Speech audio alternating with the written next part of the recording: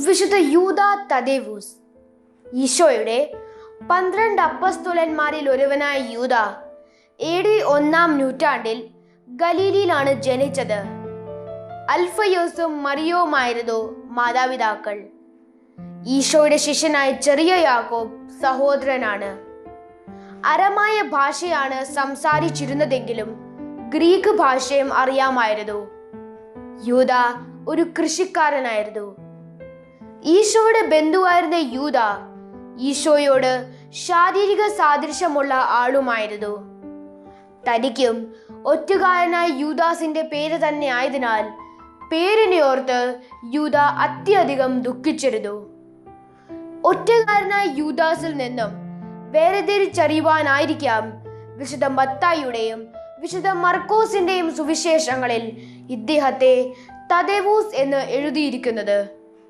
എന്നാൽ ലൂക്കാ സുവിശേഷത്തിലും അപ്പസ്തോല പ്രവർത്തനങ്ങളിലും ഇദ്ദേഹത്തെ യാക്കോബിന്റെ മകനായ യൂദാസ് എന്നാണ് അവതരിപ്പിച്ചിരിക്കുന്നത്. യൂദ തദേവൂസിനെ പറ്റി പ്രത്യേകമായി നമുക്ക് വിവരിച്ചു തരുന്നത് യോഹന്നാൻ സുവിശേഷകൻ മാത്രമാണ്.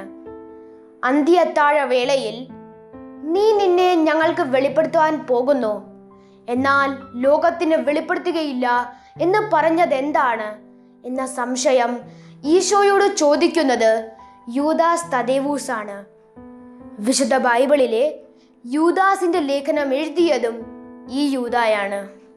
പന്തക്കുസ്ത അനുഭവത്തിലൂടെ ശക്തി പ്രാപിച്ച വിശുദ്ധ യൂദാസ് ശ്ലീഹ യൂദയ, Samaria, Idumea, Libya, Beirut, Edessa, Mesopotamia, Syria എന്നിവിടങ്ങളിൽ പോയി സുവിശേഷം പ്രസംഗിച്ചതായി പാരമ്പര്യം സാക്ഷിക്കുന്നു.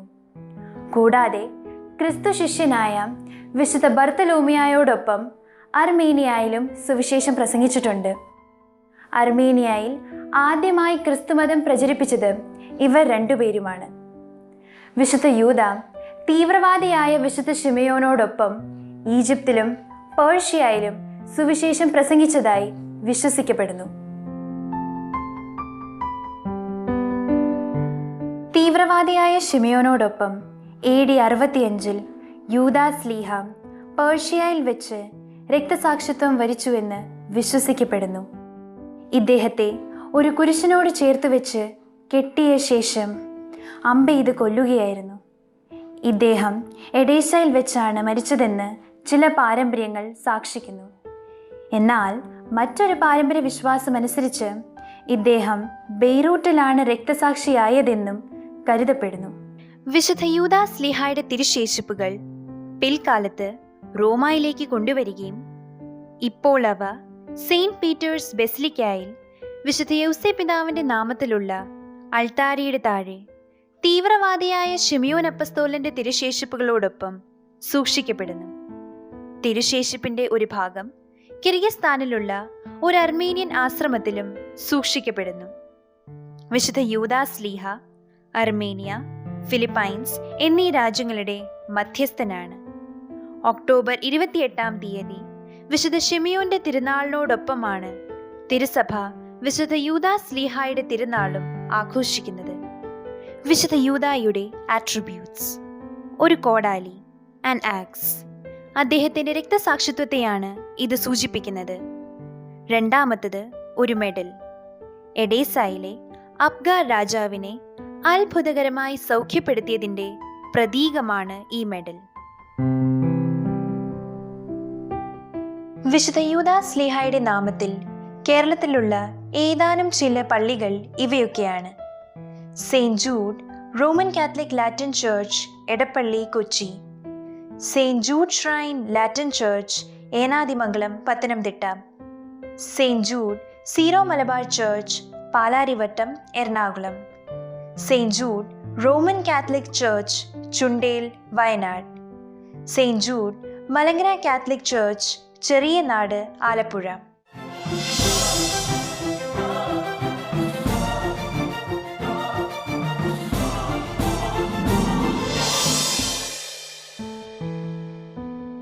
തീവ്രവാദിയായ വിശുദ്ധ ശിമയോൻ. ഈശോയുടെ 12 അപ്പസ്തോലന്മാരിൽ ഒരുവനായ വിശുദ്ധ ശിമയോനെ തീവ്രവാദിയായ ശിമയോൻ കാനാൻകാരനായ ശിമയോൻ എന്നീ പേരുകളിൽ സുവിശേഷകന്മാർ വിശേഷിപ്പിക്കുന്നു. വിശുദ്ധ ശിമയോനെ ശിമയോൻ പത്രോസിൽ നിന്നും വേർതിരിച്ചറിയുവാനായിരിക്കാം ഇദ്ദേഹത്തെ തീവ്രവാദിയായ ശിമയോൻ എന്ന് വിളിച്ചിരിക്കുന്നത്. എന്നാൽ ശിമയോന് തീവ്രവാദി എന്ന് പേര് ലഭിക്കുവാൻ കാരണം ഇദ്ദേഹം റോമൻ ഭരണാധികാരികൾക്കെതിരെ രാഷ്ട്രീയ പോരാട്ടം നടത്തിയിരുന്ന തീവ്രവാദ വിഭാഗത്തിൽപ്പെട്ട ആളായതുകൊണ്ടാണെന്ന് ബൈബിൾ പണ്ഡിതന്മാർ സാക്ഷിക്കുന്നു. യഹൂദ മത ആചാരങ്ങളോടും നിയമങ്ങളോടും തീക്ഷ്ണത പുലർത്തിയിരുന്ന ആളായിരുന്നു ശിമയോൻ. യൂദയായിലായിരുന്നു ഇദ്ദേഹത്തിന്റെ ജനനം. ഇദ്ദേഹം ഈശോയുടെ ബന്ധുവായിരുന്നുവെന്ന് ചില പണ്ഡിതന്മാർ സാക്ഷിക്കുന്നു. ഇദ്ദേഹം ഒരു മുക്കുവനായിരുന്നുവെന്ന് കരുതപ്പെടുന്നു. പന്തക്കുസ്ത തിരുനാളിൽ മറ്റപ്പസ്തോലന്മാരോടൊപ്പം പരിശുദ്ധാത്മാവിനാൽ നിറഞ്ഞ ശിമയോൻ ഈശോയോടുള്ള സ്നേഹത്തെ പ്രതി ഒരു തീക്ഷ്ണമതിയായി മാറി. ഇദ്ദേഹം ഈജിപ്തിൽ സുവിശേഷം പ്രസംഗിച്ചു. അതിനുശേഷം വിശുദ്ധ യൂദാ തദേവൂസിനോടൊപ്പം മെസ്സപ്പെട്ടോമിയയിൽ സുവിശേഷം പ്രസംഗിക്കുകയും അനേകരെ ക്രിസ്തുമതത്തിലേക്ക് ആനയിക്കുകയും ചെയ്തു. പിന്നീട് അവർ പേർഷ്യയിലേക്ക് പോകുകയും അവിടെ സുവിശേഷം പ്രസംഗിക്കുകയും ചെയ്തു. വിശുദ്ധ ശിമയോൻ ജെറുസലേമിലെ രണ്ടാമത്തെ മെത്രാനായിരുന്നുവെന്ന് കാത്തലിക് എൻസൈക്ലോപീഡിയ പ്രസ്താവിക്കുന്നു. വിശുദ്ധ ശിമയോൻ വിശുദ്ധ യൂദായോടൊപ്പം പേർഷ്യയിൽ സുവിശേഷം പ്രസംഗിച്ചു വരവേ ശത്രുക്കൾ AD 65 ഒരു അറക്കവാളുകൊണ്ട് അദ്ദേഹത്തിൻ്റെ ശരീരം രണ്ടായി മുറിച്ച് കൊലപ്പെടുത്തി. വിശുദ്ധ യൂദായോടൊപ്പം മരിച്ചതിനാൽ ഇദ്ദേഹവും മരിച്ചത് എഡേസയിൽ വെച്ചാണെന്നും അതല്ല ബെയ്റൂട്ടിൽ വെച്ചാണെന്നും രണ്ട് വ്യത്യസ്ത പാരമ്പര്യങ്ങൾ സാക്ഷിക്കുന്നു. ഇദ്ദേഹത്തിൻ്റെ തിരുശേഷിപ്പുകൾ വിശുദ്ധ യൂദായുടെ തിരുശേഷിപ്പുകളോടൊപ്പം റോമായിലെ സെയിൻറ്റ് പീറ്റേഴ്സ് ബെസിലിക്കയിൽ വിശുദ്ധ യൗസേ പിതാവിൻ്റെ നാമത്തിലുള്ള അൾത്താരയുടെ താഴെ സൂക്ഷിക്കപ്പെടുന്നു.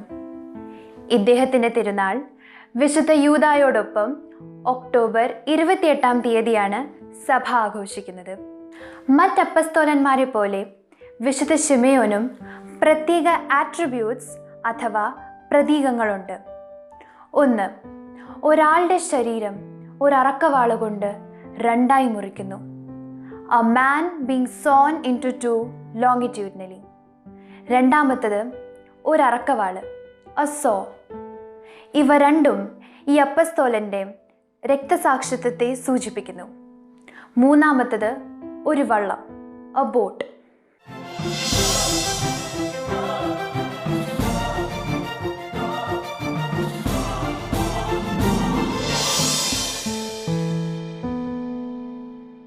വിശുദ്ധ മത്തിയാസ് യേശു പ്രത്യേക സുവിശേഷ ദൗത്യവുമായി തിരഞ്ഞെടുത്തയച്ച 72 ശിഷ്യന്മാരിൽ ഒരുവനായിരുന്നു വിശുദ്ധ മത്തിയാസ്.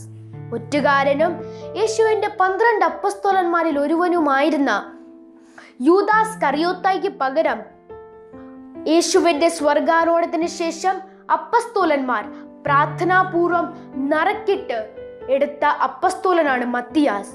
സ്നാപകന്റെ സ്നാനം മുതൽ യേശുവിൻ്റെ സ്വർഗാരോഹണം വരെയുള്ള എല്ലാ ക്രിസ്തു സംഭവങ്ങൾക്കും ഇദ്ദേഹം സാക്ഷിയായിരുന്നു. AD 1 നൂറ്റാണ്ടിലാണ് ഇദ്ദേഹം ജനിച്ചത്. ശിശുവായ യേശുവിനെ ദേവാലയത്തിൽ കാഴ്ചവെച്ചപ്പോൾ കൈകളിലെടുത്ത് പരിശുദ്ധാത്മാവിനാൽ നിറഞ്ഞ് പ്രവചിച്ച ശിമയോന്റെ കീഴിലാണ് മത്തിയാസ് നിയമം പഠിച്ചതെന്ന് പറയപ്പെടുന്നു.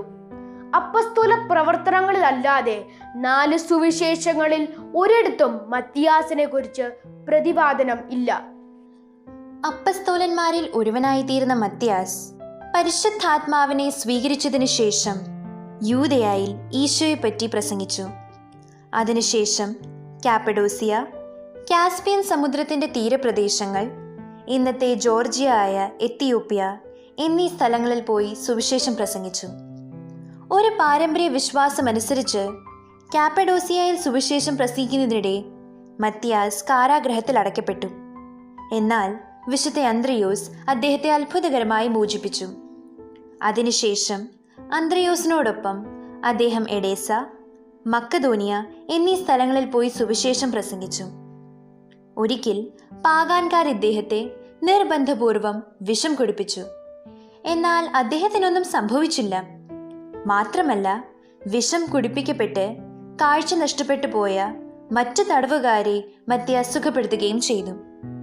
മറ്റൊരിക്കൽ പാഗാൻകാർ ഇദ്ദേഹത്തെ ബന്ധിക്കുവാൻ ചെന്നപ്പോൾ ഇദ്ദേഹം അത്ഭുതകരമായി അപ്രത്യക്ഷനാകുകയും വേറെ ഒരിക്കൽ ഇദ്ദേഹത്തെ പിൻചെന്ന പാഗാൻകാരെ ഭൂമി പിളർന്ന് വിഴുങ്ങുകയും ചെയ്തിട്ടുണ്ട്. മത്തിയാസ് പലവിധ പരിഹാര പ്രവൃത്തികളും അനുഷ്ഠിക്കുന്നതിൽ അതീവ തൽപരനായിരുന്നുവെന്ന് അദ്ദേഹത്തെ പറ്റി അലക്സാൻഡ്രിയയിലെ വിശുദ്ധ ക്ലെമന്റ് എഴുതിയിട്ടുണ്ട്. സുവിശേഷ പ്രവർത്തനങ്ങൾക്കിടെ അന്യമതസ്ഥരിൽ നിന്നും ധാരാളം പീഡനങ്ങൾ മത്തിയാസ് നേരിടേണ്ടി വന്നിട്ടുണ്ട്. AD 80 കോൾക്കിസിൽ വെച്ച് ഇദ്ദേഹത്തെ കുരിശിൽ തറച്ചുവെന്ന് പാരമ്പര്യം സാക്ഷിക്കുന്നു. എന്നാൽ മറ്റൊരു പാരമ്പര്യ വിശ്വാസം അനുസരിച്ച് മത്തിയാസിനെ ജെറുസലേമിൽ വെച്ച് അന്നത്തെ പ്രധാന പുരോഹിതനായിരുന്ന അനനിയാസിന്റെ നിർദ്ദേശപ്രകാരം കല്ലെറിഞ്ഞു കൊന്നുവെന്നും അതിനുശേഷം തങ്ങളെ തന്നെ നീതീകരിക്കുവാനും അദ്ദേഹം സീസറിന്റെ ശത്രുവായിരുന്നുവെന്ന് തെളിയിക്കാനുമായി അദ്ദേഹത്തിന്റെ തല വെട്ടിമാറ്റുകയും ചെയ്തു. ജെറുസലേമിലാണ് മത്തിയാസിനെ അടക്കിയത്. പിന്നീട് റോമൻ ചക്രവർത്തിയായിരുന്ന കോൺസ്റ്റന്റൈൻ്റെ അമ്മ ഹെലേന രാജ്ഞി വിശുദ്ധ മത്തിയാസിന്റെ തിരുശേഷിപ്പുകൾ റോമയിലേക്ക് കൊണ്ടുവന്നു. ഇന്ന് തിരുശേഷിപ്പിന്റെ ഒരു ഭാഗം പാതുവായിലെ ആബി ഓഫ് സാന്റ ജുസ്റ്റീന എന്ന ദേവാലയത്തിലും ജർമ്മനിയിലെ ആബി ഓഫ് സെയിന്റ് മത്തിയാസ് എന്ന ദേവാലയത്തിലും സൂക്ഷിച്ചു വണങ്ങപ്പെടുന്നു. വിശുദ്ധ മത്തിയാസിന്റെ തിരുനാൾ ഫെബ്രുവരി 24-ാം തീയതിയാണ് തിരുസഭ ആഘോഷിക്കുന്നത്. മത്തിയാസിന്റെ ആട്രിബ്യൂട്ട് ഒരു കോടാലി. ഇത് അദ്ദേഹത്തിന്റെ രക്തസാക്ഷിത്വത്തെ സൂചിപ്പിക്കുന്നു.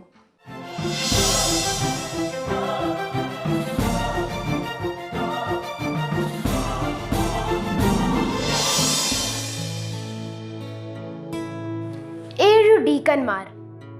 വിശ്വാസികളുടെ ഇടയിൽ ഗ്രീക്ക് വിധവകൾ പ്രതിദിനമുള്ള സഹായ വിതരണത്തിൽ അവഗണിക്കപ്പെടുന്നതായി ഗ്രീക്കുകാർ ഹെബ്രായരോട് പെറുപെറുത്തു. ഇതുകേട്ട് അപ്പസ്തോലന്മാർ ഇങ്ങനെ പറഞ്ഞു: ഞങ്ങൾ ദൈവത്തിൻ്റെ വചനം പ്രഘോഷിക്കാതെ മേശയിൽ വിളമ്പുന്നത് ശരിയല്ല. അതിനാൽ നിങ്ങൾ നിങ്ങളുടെ ഇടയിൽ നിന്നും 7 പേരെ തിരഞ്ഞെടുക്കുക. അവർ ജ്ഞാനമുള്ളവരും ആത്മാവിനാൽ നിറഞ്ഞവരുമായിരിക്കണം. അതുപ്രകാരം അവർ 7 പേരെ തിരഞ്ഞെടുത്തു. ഇവരാണ് ആ 7 പേർ: സ്തെഫാനോസ്, പീലിപ്പോസ്, പ്രക്കോറോസ്, നിക്കാനോർ, തീമോൻ, പർമേനാസ്, നിക്കോളാവോസ്. അപ്പസ്തോലന്മാർ ഈ 7 പേരുടെയും മേൽ കൈകൾ വെച്ച് പ്രാർത്ഥിച്ച് ഇക്കാര്യത്തിനായി അവരെ നിയോഗിച്ചു. സ്തേഫാനോസ്. 7 ഡീക്കന്മാരിൽ പ്രമുഖനായ സ്തേഫാനോസ് AD 5-ലാണ് ജനിച്ചത്. സ്തേഫാനോസ് ഒരു യഹൂദ വംശജനാണെന്ന് വിശ്വസിക്കപ്പെടുന്നു. 7 ഡീക്കന്മാരിൽ സ്തേഫാനോസ് ആർച്ച് ഡീക്കനായിട്ടാണ് പരിഗണിക്കപ്പെടുന്നത്. സ്തേഫാനോസ് കൃപാവരവും ശക്തിയും കൊണ്ട് നിറഞ്ഞ് വലിയ അത്ഭുതങ്ങളും അടയാളങ്ങളും പ്രവർത്തിച്ചിരുന്നു. അവൻ ജ്ഞാനത്താലും ആത്മാവിനാലും നിറഞ്ഞിരുന്നു. സ്വതന്ത്രന്മാരുടെ സിനഗോഗ് എന്നറിയപ്പെടുന്ന സംഘത്തിലെ അംഗങ്ങൾ എഴുന്നേറ്റ് സ്തേഫാനോസിനോട് വാദപ്രതിവാദത്തിൽ ഏർപ്പെട്ടു. എന്നാൽ അവന്റെ ജ്ഞാനത്തിന് മുൻപിൽ പിടിച്ചു നിൽക്കുവാൻ കഴിയാത്തതിനാൽ അവർ ജനങ്ങളിൽ ചിലരെ അവനെതിരെ കള്ളസാക്ഷ്യം പറയുവാൻ പ്രേരിപ്പിച്ചു. അവർ സ്തേഫാനോസിനെ ബന്ധിച്ച് സംഘത്തിന് മുൻപിൽ കൊണ്ടുവന്നു. കള്ളസാക്ഷികൾ അവനെതിരെ മൊഴി നൽകി. സംഘത്തിലുണ്ടായിരുന്നവർ അവനെ സൂക്ഷിച്ചു നോക്കി. അവന്റെ മുഖം ഒരു ദൈവദൂതന്റെ മുഖം പോലെ പ്രകാശിച്ചു. സാക്ഷികളുടെ മൊഴികൾ കേട്ട് പ്രധാന പുരോഹിതൻ അവനോട് ചോദിച്ചു, ഇതെല്ലാം സത്യമാണോ? സ്തേഫാനോസ് തിരുലിഖിതങ്ങളെ ആസ്പദമാക്കി യേശുവിനെ കുറിച്ച് പ്രസംഗിക്കുകയും അവരെ കുറ്റപ്പെടുത്തുകയും ചെയ്തു. അവരിത് കേട്ടപ്പോൾ കോപത്തോടെ അവനെതിരെ പല്ലുകടിച്ചു. എന്നാൽ അവൻ പരിശുദ്ധാത്മാവിനാൽ നിറഞ്ഞ് സ്വർഗത്തിലേക്ക് നോക്കുകയും പിതാവിൻ്റെ വലതുഭാഗത്ത് യേശു നിൽക്കുന്നതായി കാണുകയും ചെയ്തു. അവനിത് അവരോട് പറഞ്ഞപ്പോൾ അവർ ചെവി പൊത്തി അവനെ നഗരത്തിന് പുറത്തു കൊണ്ടുപോയി കല്ലെറിഞ്ഞു. സാക്ഷികൾ തങ്ങളുടെ വസ്ത്രങ്ങൾ സാവൂളിൻ്റെ കാൽകൾ അഴിച്ചുവെച്ചു. അപ്പോൾ സ്തേഫാനോസ് പ്രാർത്ഥിച്ചു, കർത്താവായ യേശുവേ, എൻ്റെ ആത്മാവിനെ കൈക്കൊള്ളണമേ. കർത്താവേ, ഈ പാപം അവരുടെ മേൽ ആരോപിക്കരുതേ. ഇത് പറഞ്ഞ് അവൻ മരിച്ചു. AD 34 തൻ്റെ 29ാമത്തെ വയസ്സിലാണ് സ്തേഫാനോസ് രക്തസാക്ഷി മകുടം ചൂടിയതെന്ന് വിശ്വസിക്കപ്പെടുന്നു. ജെറുസലേമിലുള്ള കിദ്രോൻ താഴ്വരയിൽ വെച്ചാണ് സ്തേഫാനോസ് കല്ലെറിയപ്പെട്ടത്. കിദ്രോൻ താഴ്വരയിലുള്ള Greek Orthodox church of saint Stephen എന്ന ദേവാലയത്തിനുള്ളിൽ ഈ പുണ്യസ്ഥലം നമുക്കിന്നും കാണാവുന്നതാണ്. ആദ്യത്തെ രക്തസാക്ഷിയായ വിശുദ്ധ സ്തേഫാനോസിൻ്റെ തിരുനാൾ ഡിസംബർ 26 തിരുസഭ ആഘോഷിക്കുന്നത്. രക്തസാക്ഷിയായ വിശുദ്ധ സ്തേഫാനോസെ, തിരുസഭയ്ക്ക് വേണ്ടിയും ഞങ്ങൾക്ക് വേണ്ടിയും പ്രാർത്ഥിക്കണമേ. ഡീക്കൻ പീലിപ്പോസ്. 7 ഡീക്കന്മാരിൽ രണ്ടാമനായ വിശുദ്ധ പീലിപ്പോസ് 1-ാം നൂറ്റാണ്ടിൽ പാലസ്തീനയിലുള്ള കേസറിയയിലാണ് ജനിച്ചത്. ഈശോ പ്രത്യേകം തിരഞ്ഞെടുത്തയച്ച 72 ശിഷ്യന്മാരിൽ ഒരുവനായിരുന്നു പീലിപ്പോസ്. പീലിപ്പോസ് പ്രസംഗിച്ചതും അത്ഭുതങ്ങൾ പ്രവർത്തിച്ചതും പ്രധാനമായും സമരിയയിലായിരുന്നു. പീലിപ്പോസിൻ്റെ കന്യകമാരായ 4 പുത്രിമാർക്കും പ്രവചനവരമുണ്ടായിരുന്നു. കർത്താവിൻ്റെ ദൂതൻ ആവശ്യപ്പെട്ടതനുസരിച്ച് ജെറുസലേമിൽ നിന്നും ഗാസയിലേക്കുള്ള വിജനമായ പാതയിലേക്ക് പോയതും അവിടെ വെച്ച് കണ്ടുമുട്ടിയ എത്യോപ്യക്കാരനായ ഷണ്ടന് ഏശയ്യായുടെ ഗ്രന്ഥം വിശദീകരിച്ചു കൊടുക്കുകയും ഈശോയെക്കുറിച്ച് പ്രസംഗിക്കുകയും ഷണ്ടന് മാമോദീസ കൊടുക്കുകയും ചെയ്തത് ഈ പീലിപ്പോസാണ്. എത്യോപ്യൻ സഭയുടെ സ്ഥാപനത്തിന് കാരണമായത് ഈ മാമോദീസയാണെന്ന് വിശ്വസിക്കപ്പെടുന്നു. ഒരു പാരമ്പര്യ വിശ്വാസമനുസരിച്ച് ആനറ്റോളിയയിലുള്ള ട്രാലസിലെ മെത്രാനായിരുന്നു പീലിപ്പോസ്. ഈശോയ്ക്ക് വേണ്ടി ഒരു രക്തസാക്ഷിയായ ഈ വിശുദ്ധന്റെ ഭൗതിക ശരീരം ഹിയറാപോലിസിലാണ് സംസ്കരിച്ചത്. ജൂൺ 6-ാം തീയതിയാണ് സുവിശേഷകനായ പീലിപ്പോസ് എന്നറിയപ്പെടുന്ന ഈ വിശുദ്ധന്റെ തിരുനാൾ. ഡീക്കൻ പ്രൊക്കോറോസ്.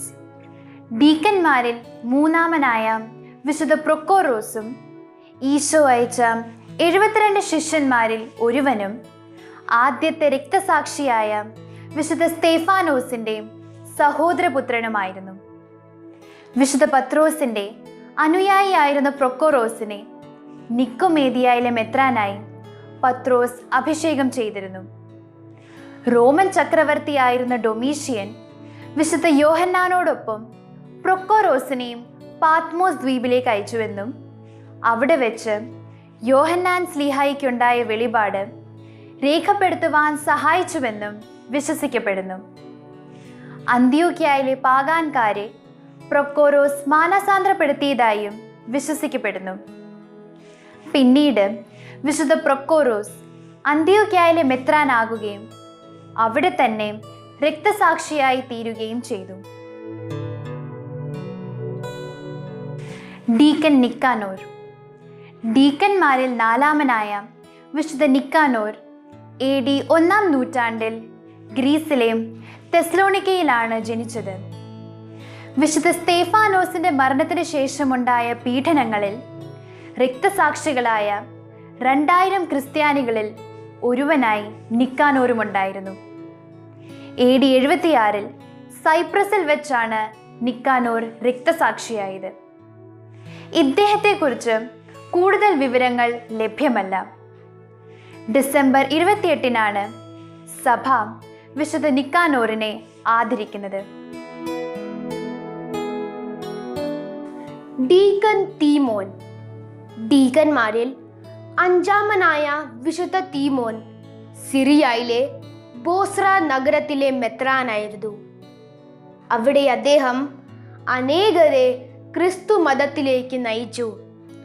ചുട്ടുപഴുത്ത ഒരു ചൂളയിലേക്ക് എറിയപ്പെട്ടാണ് വിശുദ്ധ തീമോൻ ക്രിസ്തുവിനു വേണ്ടി രക്തസാക്ഷിയായത്. ഡീക്കൻ പർമേനാസ്. ഡീക്കന്മാരിൽ ആറാമനായ വിശുദ്ധ പർമേനാസ് ഏഷ്യ മൈനറിനാണ് സുവിശേഷം പ്രഘോഷിച്ചത്. റോമൻ ചക്രവർത്തിയായിരുന്ന ട്രാജന്റെ കാലത്ത് മക്കതോനിയയിലെ ഫിലിപ്പിയിൽ വെച്ച് AD 98-ലാണ് ഇദ്ദേഹം ക്രിസ്തുവിനു വേണ്ടി രക്തസാക്ഷിയായത്. പർമേനാസ് സോളിയിലെ മെത്രാനായിരുന്നുവെന്ന് വിശ്വസിക്കപ്പെടുന്നു. ജനുവരി 23-നാണ് വിശുദ്ധ പർമേനാസിന്റെ തിരുനാൾ. ഡീക്കൻ നിക്കോളാവോസ്. ഡീക്കന്മാരിൽ ഏഴാമനായ വിശുദ്ധ നിക്കോളാവോസ് ജനിച്ചത് അന്ത്യോക്യയിലാണ്. അന്ത്യോക്യക്കാരനായിരുന്ന നിക്കോളാവോസ് യഹൂദമതം സ്വീകരിക്കുകയും പിന്നീട് ക്രിസ്തുമത വിശ്വാസിയായി മാറുകയുമായിരുന്നു. ഇദ്ദേഹത്തെ പറ്റിയുള്ള കൂടുതൽ വിവരങ്ങൾ